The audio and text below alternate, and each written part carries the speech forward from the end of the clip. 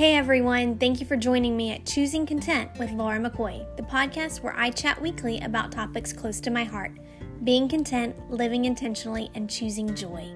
Thank you for joining me for today's episode. What a wonderful day to be here with you. It's mid-October, but I'm about to do an early planning brain blitz for the holidays. Please don't stop listening. Now hear me out. I'm the last person to suggest that you spend lots of effort and dollar bills to make the season special, but I am also the first to think about making a plan to make something manageable. I'm going to tell you what it looks like for us. First, we determine the essentials, and it usually looks like this. We look at family. This is usually a lot like comparing school and church calendars, and then building time for things that are fun. We will also do some things as a nuclear family, which I'll share at a later point. Faith.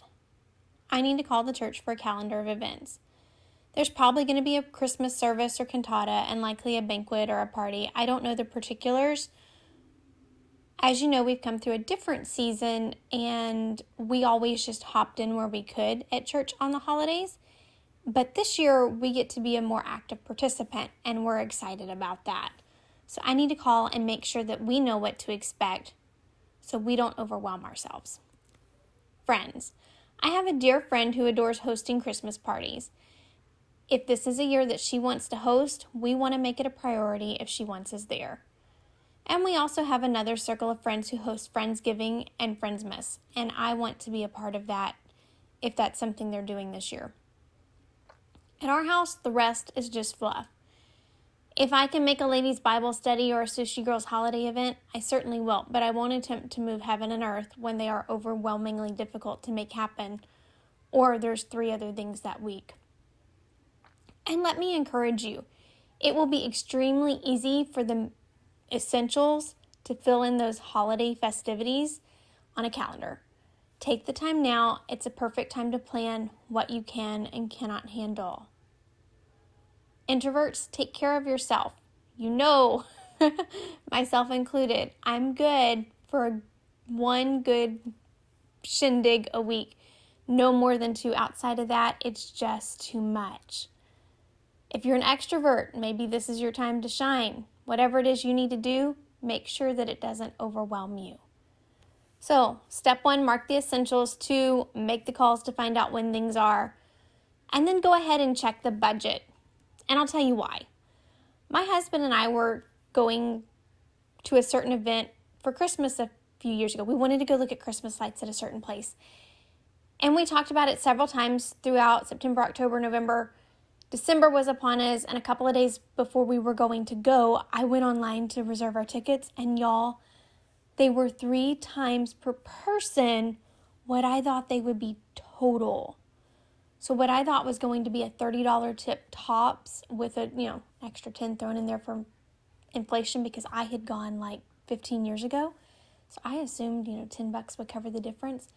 No, I kid you not. It was going to be well over $200. And all that would entail, it would have been an easy $300 drop. And we could have gone. That wouldn't have been a problem, but neither of us thought it sounded nearly as fun for $300 as it did for $30. So, we could have saved ourselves a letdown if we had simply checked the pricing before. And I'm sure if we had been checking the pricing beforehand, there probably would have been some specials. So, that's my encouragement today, is to go ahead and check your budget and check what you want to do so you don't have any last-minute disappointments. Now, I'm going to give you permission not to do all the things.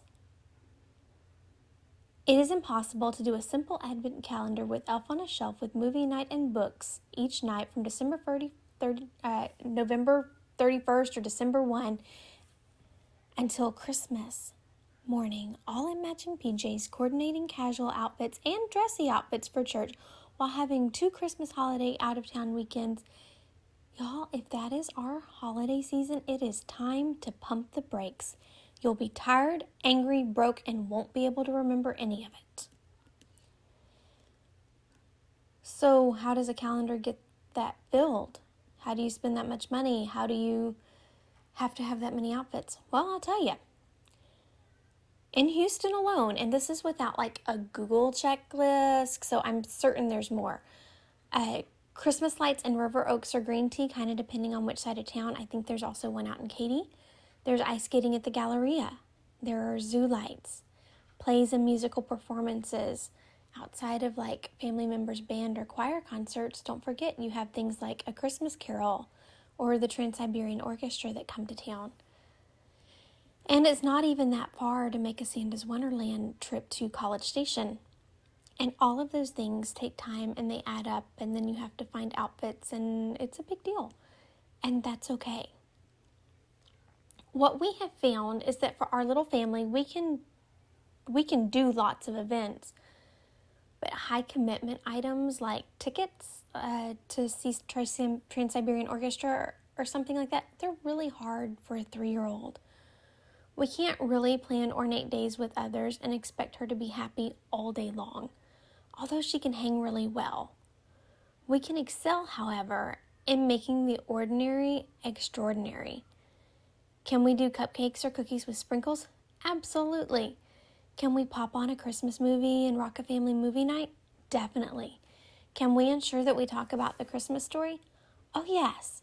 And sidebar, there is a Little People nativity set, with the wise men and all the little animals and baby Jesus and Mary and Joseph and angels and the whole bit that we play with all year round. So I'm really excited to see if she will begin to make those connections. And kind of a hard pivot here is, let me talk to you a little bit about what you're going to see on your newsfeed.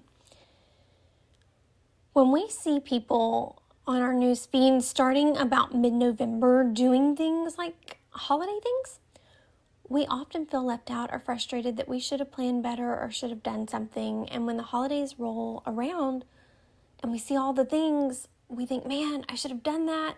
There's nobody that does it all, especially in 2021. And we can have almost anything we want as long as we choose wisely. And I say almost because for our family, an annual trip to Hawaii for Christmas isn't realistic, and that's okay. But friends, this is the perspective that I need you to catch. Even if you are on your annual Hawaiian vacation, I am so happy for you. But I know you've had to make hard choices and to make peace with missing out on things back at home too. So what I'm here to tell you today is pick what's important, be realistic, fill your calendar in with the things that matter, and be content. Be intentional. Choose joy in the simple things. There's not going to be a wrong way to do it. You're going to do the holidays right.